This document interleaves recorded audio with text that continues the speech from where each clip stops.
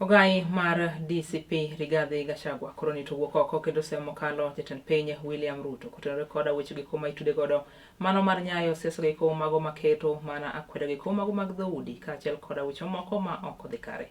Kane oloso e kinde nyasi mar alame kanisa nindo mano mar ACK mayudore kachung' od bura nindo mano ma Ndia mayudore e kaunti ma Kirinyaga. Gachagua koro nito semo kalo William Ruto kotenore koda wach nindo mano mar chiwo oboko ma pacho kaendi machalo kaka opande kaachiel koda passport ne oganda mamoko mawuok e piny lebo nindo mano mar Sudan. I have heard the president say that we in the opposition are spoiling the name of the country. I want to tell him, no, it is not us. It is him. It is not us who told him to abduct children and kill them. That's how we got about them internationally. It is not we who told him to issue passports to criminals in Sudan. That is why our reputation as a country is bad.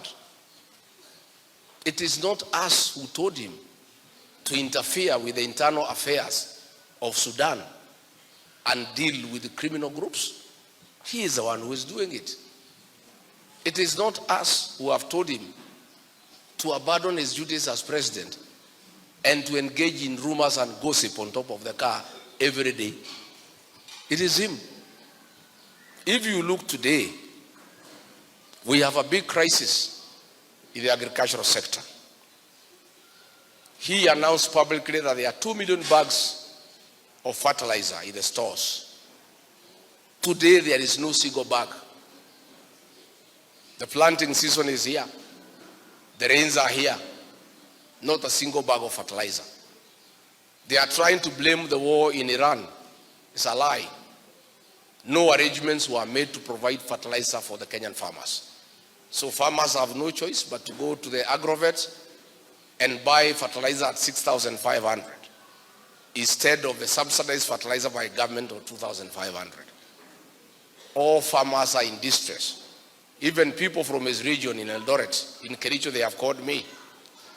In the NSPB depots, there is not a single bag of fertilizer. Because he has been busy campaigning. He has abandoned his work. He is top of the car, dealing with trivial and petty issues at the expense of the Kenyan farmers.